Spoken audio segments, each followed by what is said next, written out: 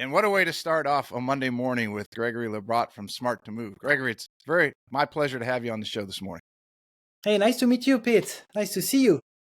Yes, you guys are doing some great things. And for anybody who's watched or follows social media for the golf world in general and coaching in particular, force plates and what they do and what they are and how they give information, gather information is a very, very not hot, but popular topic right now. And you guys are the industry leader in that. So I thought, why not get the experts on here and talk about your product and what you do and why it's so good and all those other things and why so many people are using it. So we'll have a good time in the time that we have. And for everybody listening at home, Gregory is obviously in very high demand and has a very tight schedule. And we're very lucky to get him on today. So we hope to have a series of these episodes over the coming months and year, because I think we're going to have a lot of fun and learn a lot. So I guess for, obviously the coaches are listening are going to know very well what dual force plates are. But just for some of the people out there who are your average everyday golfer who might have seen them on their social media feed or heard somebody talk about them, can you explain what they are?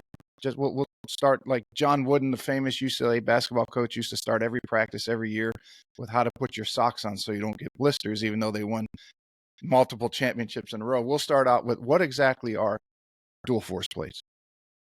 Force plate is an amazing piece of technology. It's a piece of technology that unfortunately, every golf teacher should have in his toolbox, I would say. It's basically what can measure the root cause of the golf swing, and the launch monitor, what everybody got in his toolbox actually, or should have actually also in his toolbox, is measuring the effect. So force plate measure the cause and the effect are measured by the launch monitor. So force plate measure ground reaction forces. I know you had tons of biomechanists over your podcast covering the subject, the depth. Let's say it like this. I'm a golf professional, so I'm gonna try to be down to earth. So force plate measure ground reaction forces. And the importance of that is becoming Force create motion, force precede the motion, and the beauty of that is force are invisible, so you need force plate to measure force, to make it simple.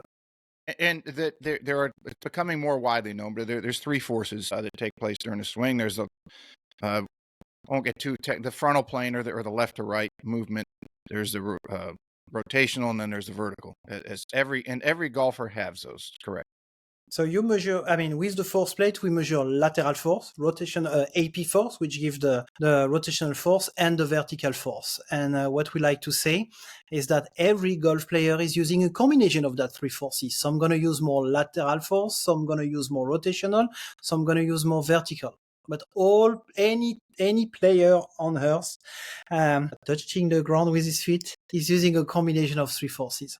And Nick Chertok was on the other night, and his episode came out today, and obviously he has the Open Forum coming at the PGA show, and there's been some heated debates at Open Forum about various topics, and I'm sure there will be again this year. But I think that one thing that, regardless of whatever swing theory that a coach or a player adheres to, if it's a stack and tilt where most of the weight is on the pressures on the lead foot, or if it's somebody who is an advocate of having a big left to right movement like old Jimmy Ballard, Curtis Strange, Hal Sutton type move, I don't think it's arguable, as you mentioned, that everybody that plays golf has three forces that happen in their swing. Outside of, I will say, when I say everybody, I'm sure someone will comment, what about amputees? Okay, yes, if somebody had that happen to them, then but the majority of people who play golf have that. Regardless of swing theory, it happens in every single swing. Yeah, and so that's something they can argue.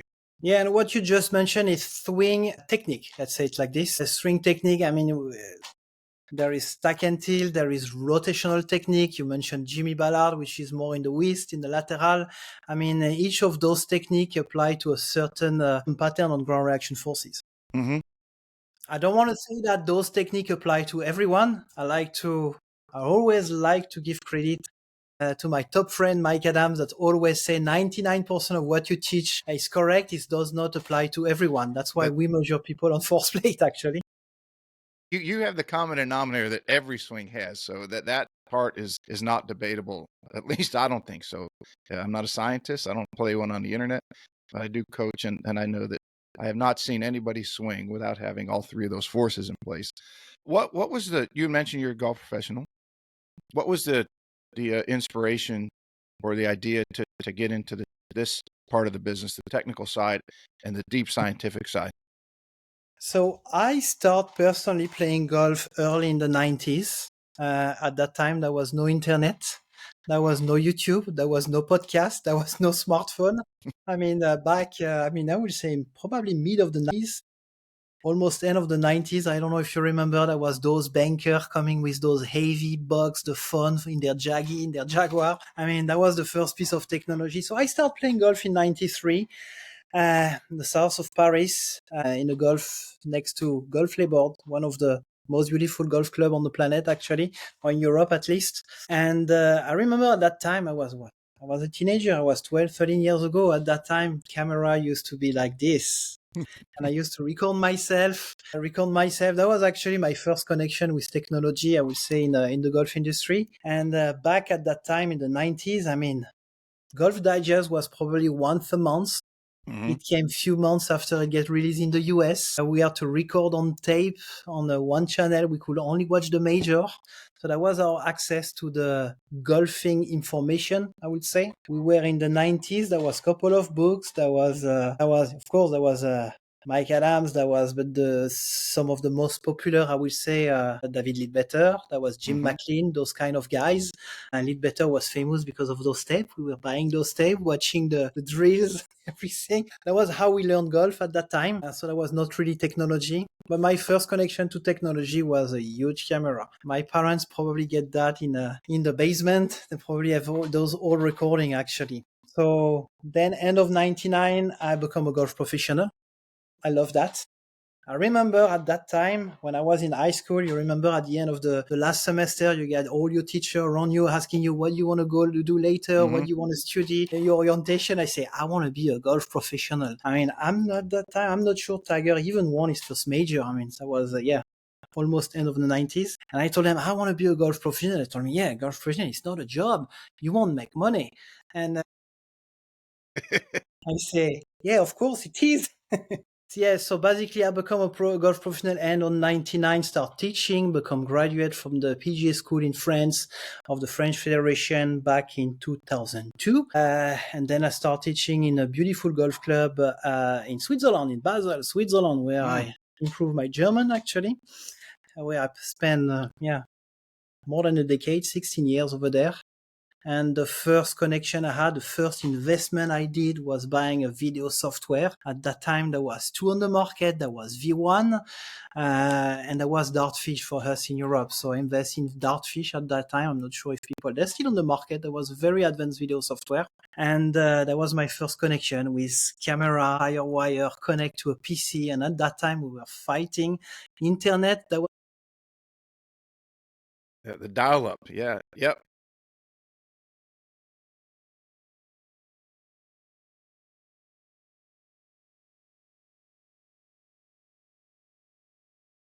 Mm-hmm.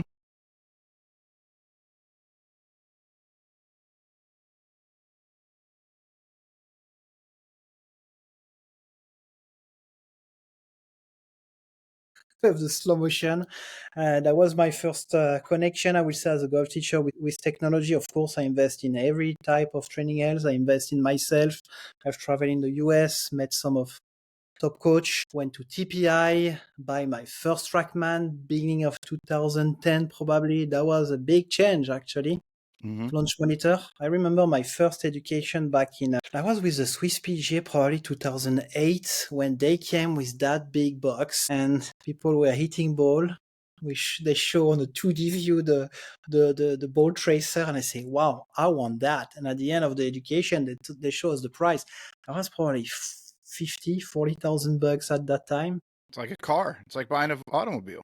I mean, you have to remember at that time, back in 2008, 9, I mean, the 2007, 8, I think that was just the first iPhone coming on the market, Mm-hmm. where everybody say, what, Apple launching a phone? No, they are a computer company. Impossible. Look where they are now. Exactly. So basically, yeah, iPhone, first TrackMan, and at that time as well with the TrackMan, but that was just at that, when I buy my first TrackMan, I think it was 2010, 12 probably, because I just launched the TrackMan 3, and that was on PC, still with Firewire, with external camera. We were fighting to find the best camera, and then came something beautiful.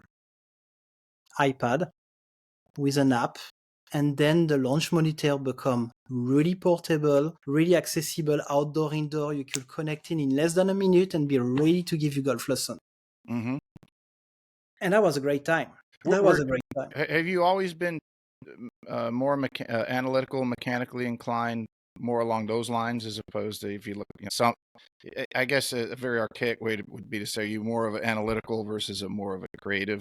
Seems like you have a gravitation a little bit toward, or an interest in the technology right away, where some people might take a step back. I mean, back early 2000, there was few technology in the market, but that was very expensive. Early at that time, I hope so now, most of the young teacher, you're in the search of how to give the perfect golf lesson, how to increase the player performance. And it's what we like, and I like to say technology just give you a better set of eyes. Actually, it's your ChatGPT assistant, next by to you.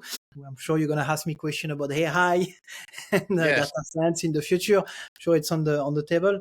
But at that time, you need your assistant. How Buddies was the camera at the beginning, how it can help me to manage a better lesson. Then come the launch monitor. Then come the phone. And we were looking for that, basically. We were looking for that to get a better information.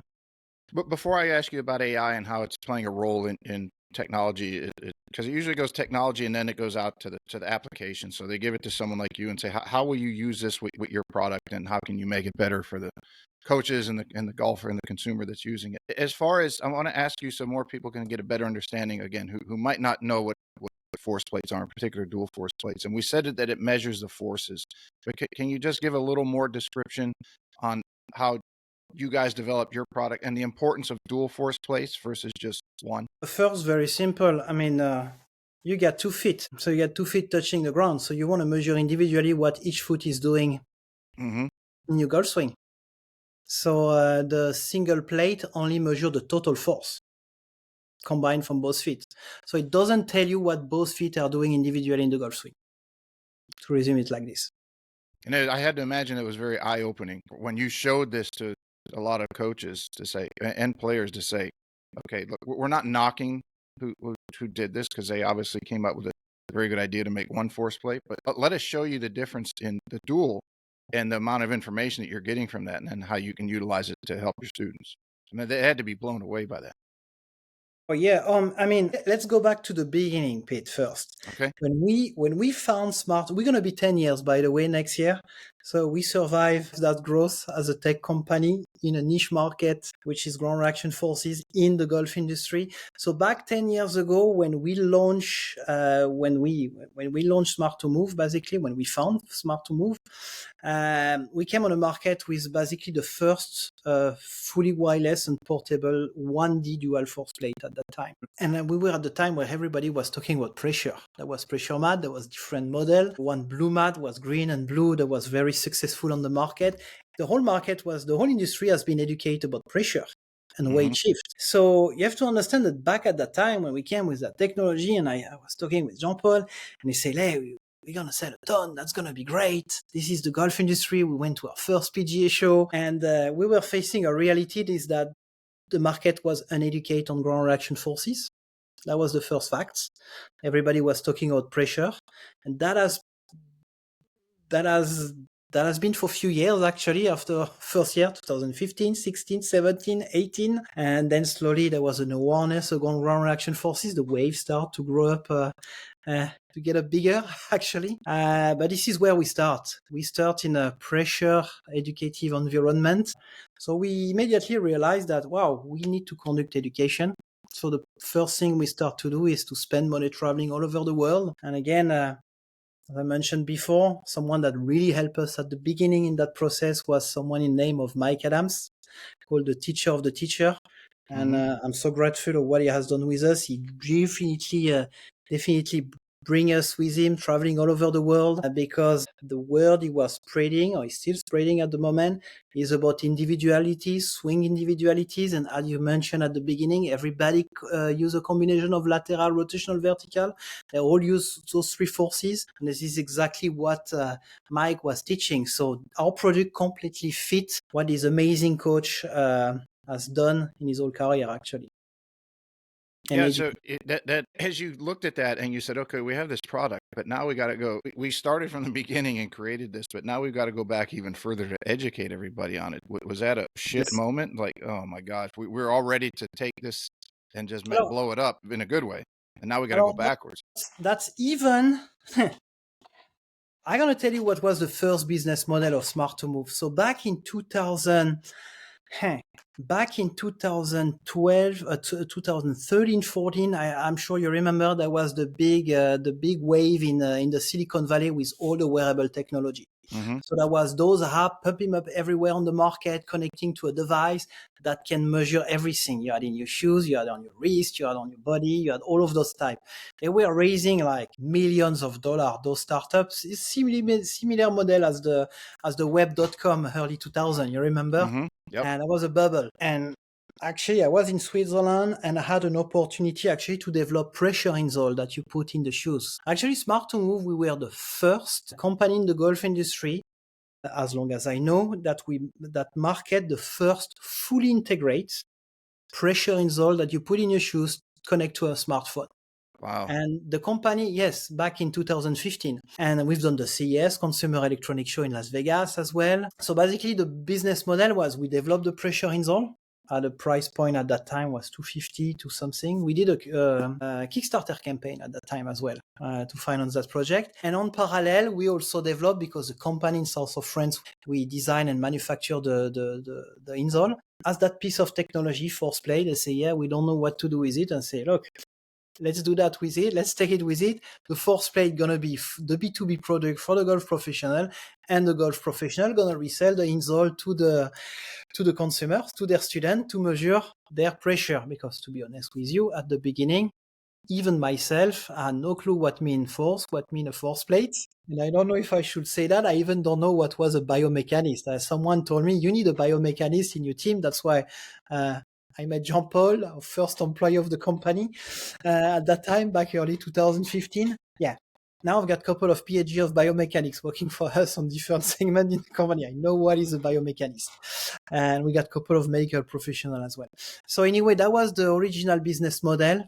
B2B product, force plate, and the pressure insole. The pressure insole, that was we failed on that one. We failed, and basically there was a good learning path on that one. Yeah, I was going to say you might have failed commercially, but you had to learn a ton of what to do, what not to do, how to adjust, pivot to get to where you are today.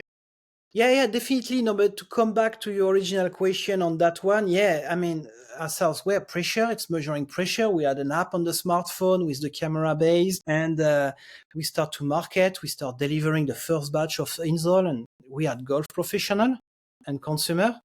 They were asking us, even golf professional, which was shocking. I mean, if you look at the past few decades of golf literature, everybody's talking about weight shift, pressure shift, Mm-hmm. and the golf professional is asking us, yeah, but what do we do with the data? Very interesting. And they say, look, at that time, I remember there was that beautiful article in Golf Digest from Sean Foley, actually. He was coaching Tiger, and he was in the front page talking, you need to be 50-50, 75 Yes. at top of the swing, or whatever what was mentioned in that article. I was focused on pressure and say, look at the article. He's the coach of Tiger Woods. This is what we want to measure. And I was definitely not on individualities, force, lateral, rotational, vertical at that time. So we were facing a reality. The market is uneducated on ground reaction forces. That was a fact. And the other thing that I will advise to everyone: never invest money in something you put in your shoes. For the simple reason is first, you're gonna lose money, and the second reason, we don't measure the pressure of your feet in your shoes. We want to measure the force that you apply into the ground. On the ground, give you back.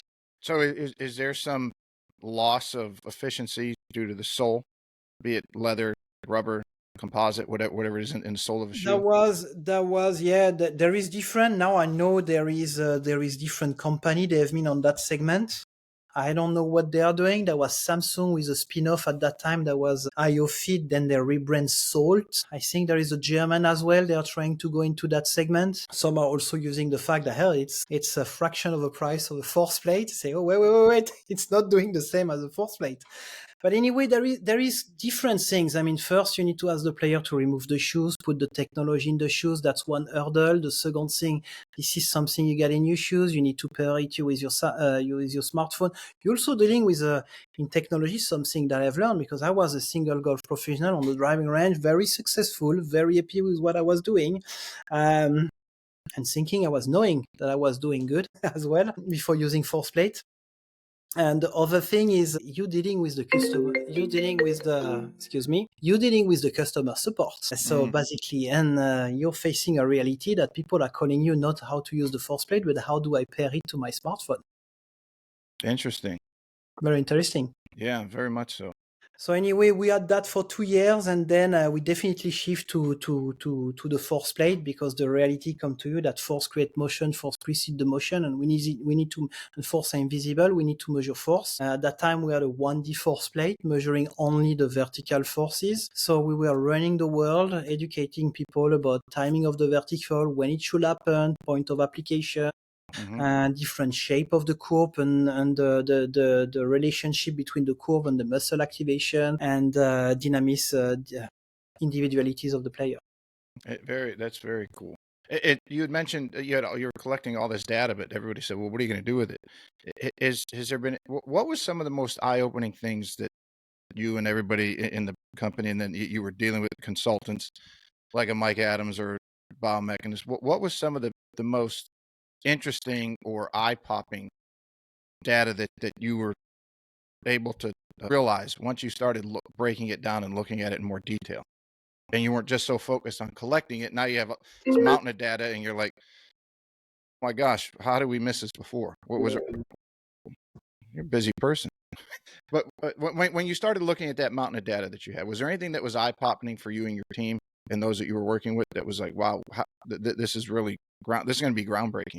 Let's make it simple because, for example, as a biomechanist that use force plate since decade, I mean, that other biomechanics, things are obvious. And at some point, you have to come to a consensus. I mean, we were traveling all over the world. We have to address the information a certain way. First, to be digestible by the audience, by golf professional. You don't want to go dive into science. I mean, I had a chance to run all over the world with Jean-Paul. Now we have other biomechanics.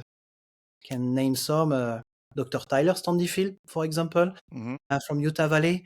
That is a big part of our education program, actually. I mean, you can really lose your soul in biomechanics. So our goal is to have a fundamental of biomechanics, an ignition of biomechanics. And the second part is, how to analyze the data and how those data can be benefic and how do I transfer those information to my student? So the recipe is very, very simple. We can call that the performance pie. The first thing you want to measure with a force plate is simple. You talk about the three forces, the timing. When the maximum peak force happen at peak lateral, rotational, and vertical. We know that when the timing is respected, we call that the kinetic sequence.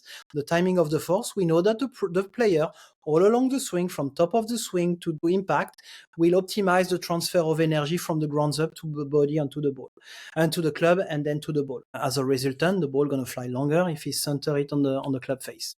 That's the part of the launch monitor. They measure club delivery and ball flight data. First, the timing. That's the first recipe. Second thing, and this is also where you realize where some are hitting the threshold on lateral, rotational, and vertical.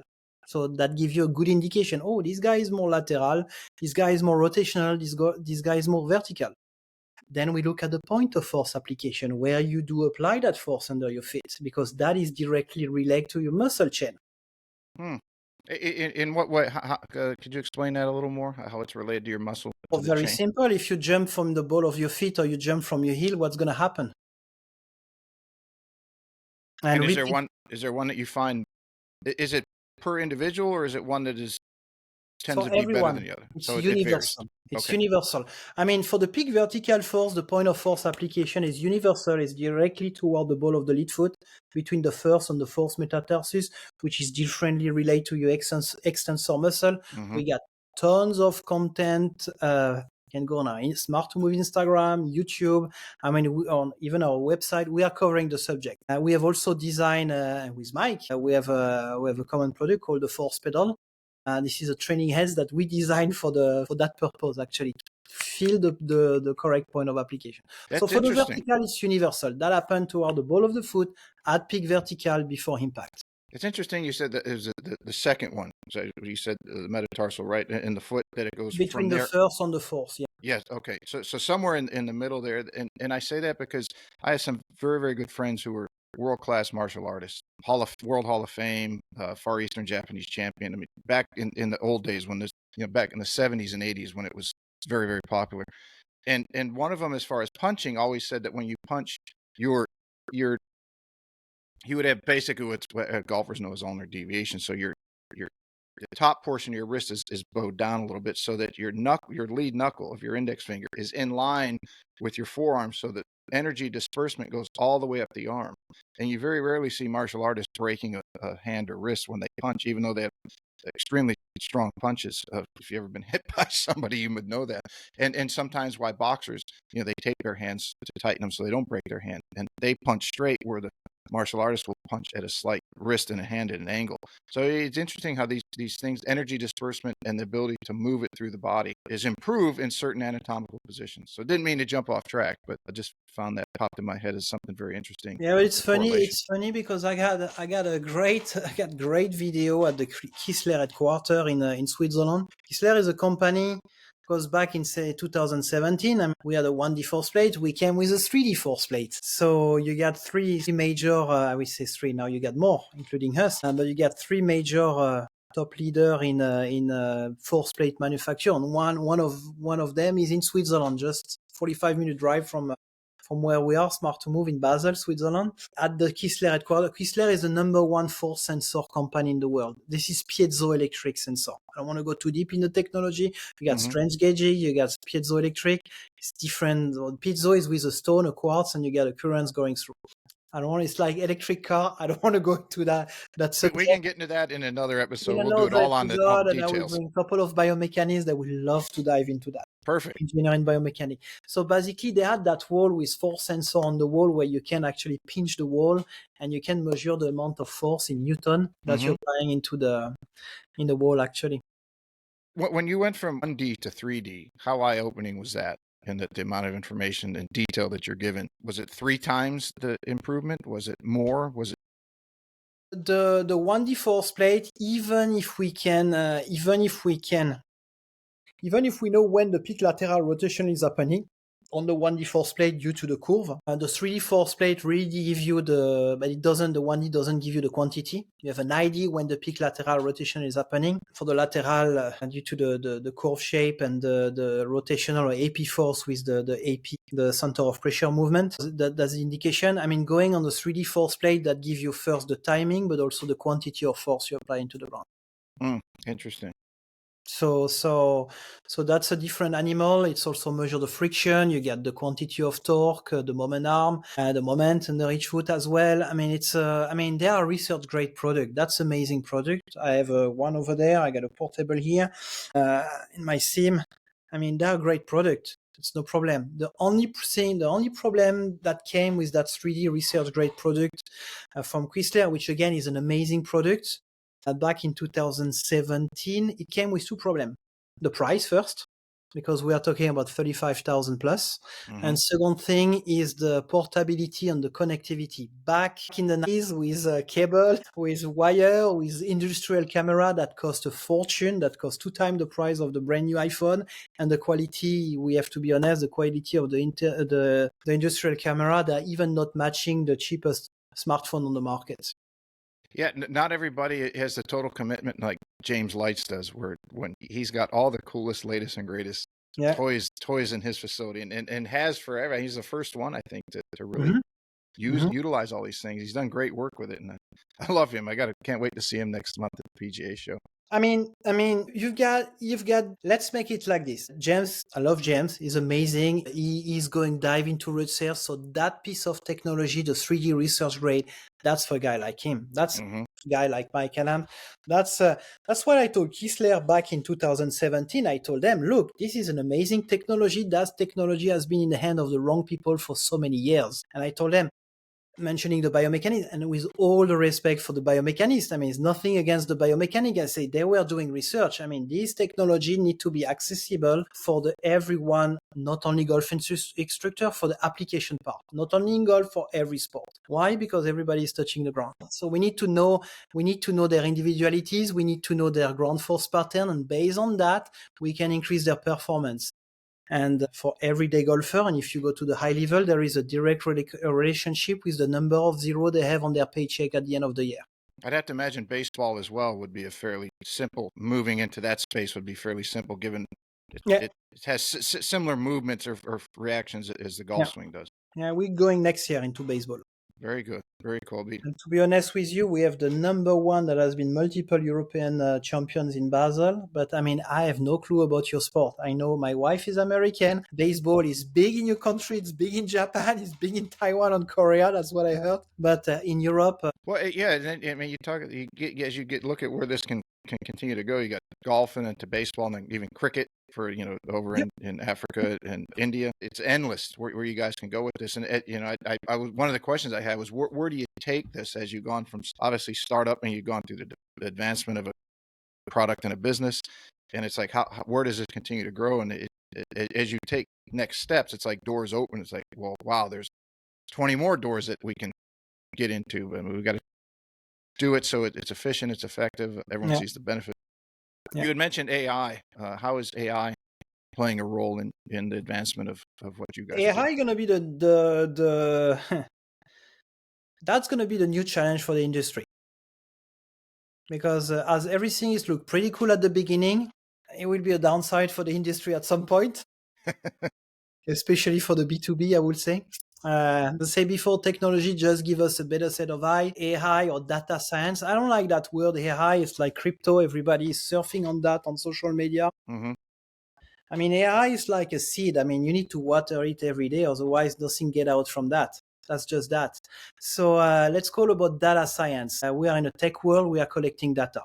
That's the first thing. The data need to be findable. They need to be on the cloud. Once they are findable, you need to be structured them. So as I like to say, in the next few days, few weeks actually for us, we're going to call that recommendation based on problematic.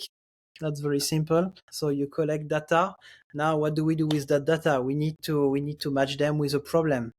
So we have data, that's the problematic, and that's the solution. And this is where data science and AI will help to connect the two dots between the problematic and the solution. So basically tomorrow, I mean, I don't want to say launch monitor. Remember, launch monitor measure the effect. Mm-hmm.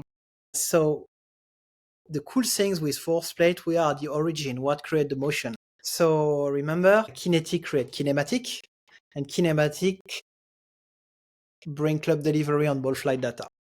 Have you seen changes to where somebody comes in and their forces are maybe not where they should be or need to be? They could be much more efficient.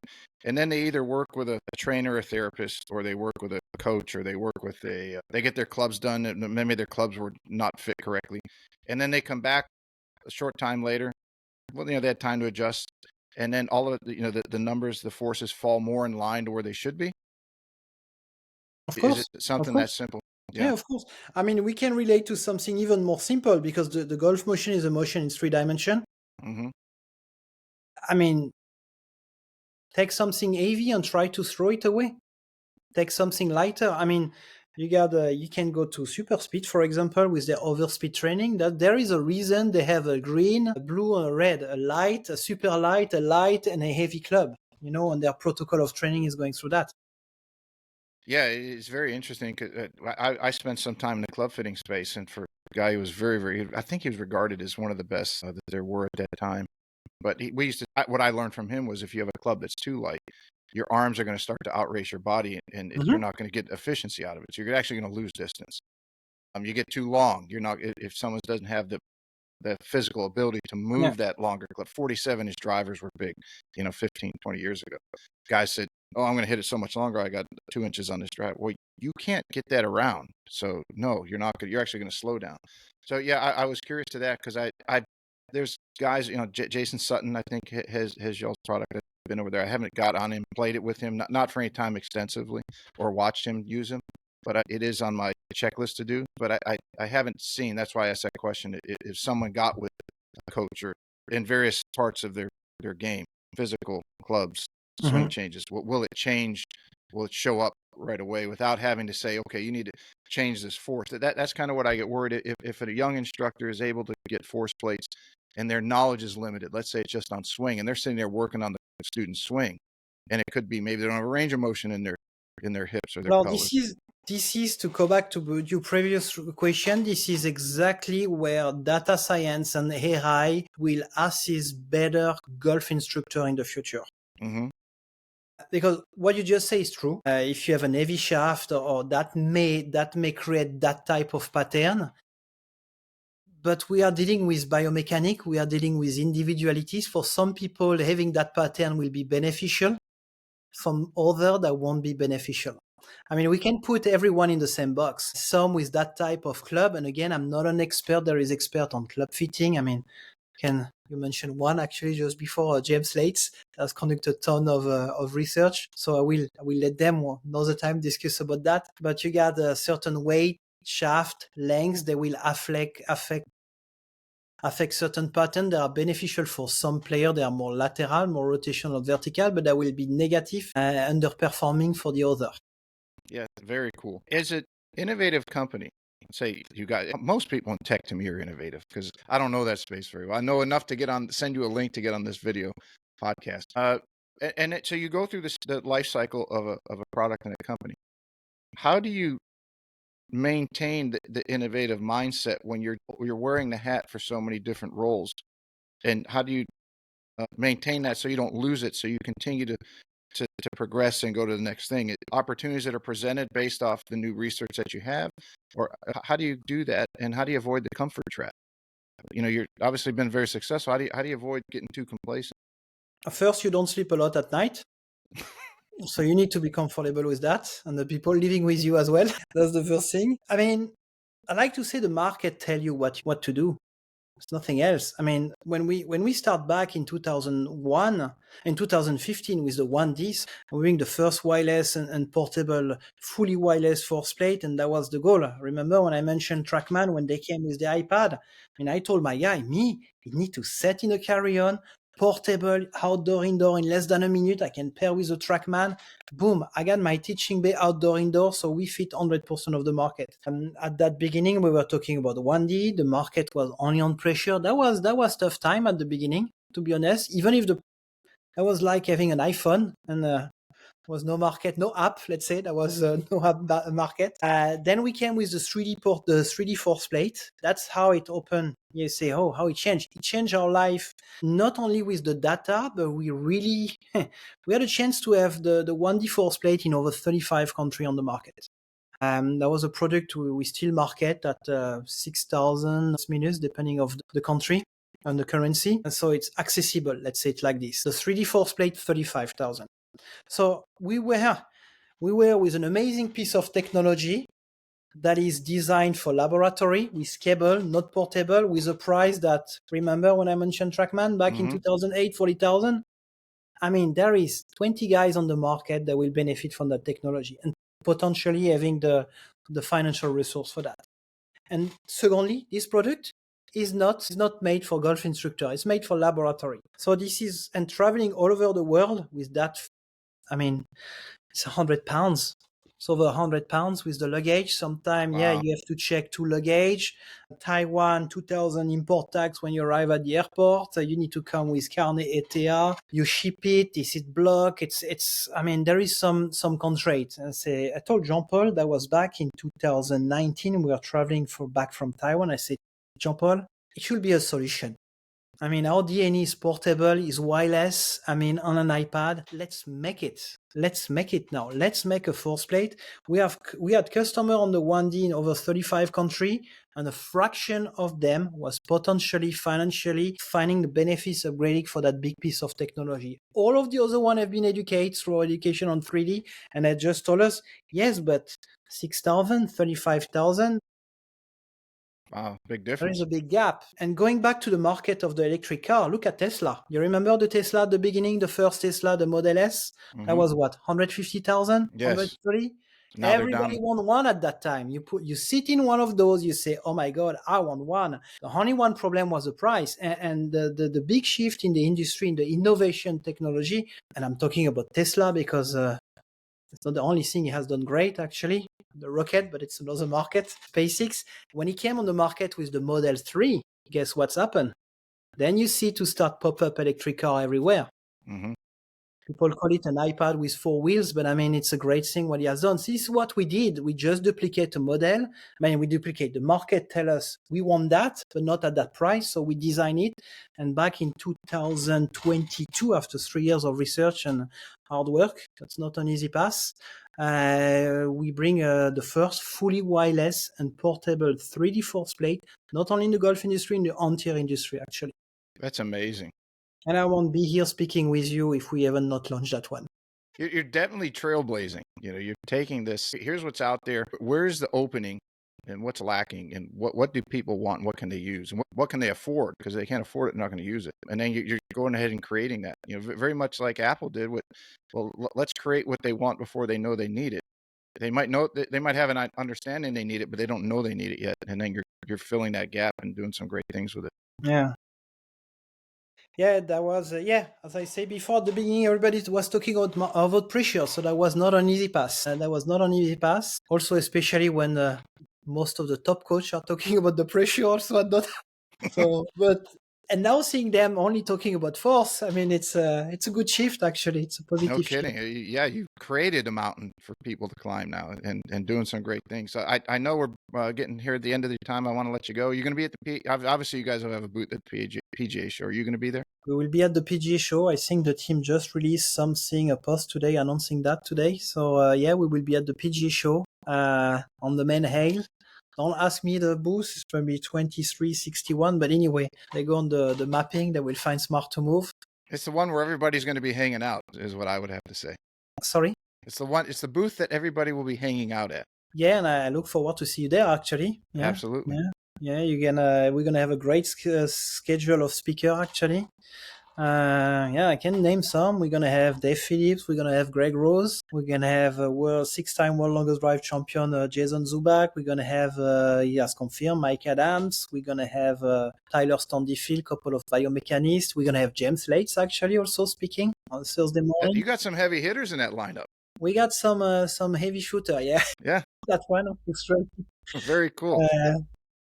Well, And Gregory, I can't. you will come. Yeah, I'm definitely coming. I'm definitely going to be there, and I'll be hanging out, bugging you, asking you more questions, and then we'll definitely have you on. Is this is such a great product that you developed? I'm sure a lot of people.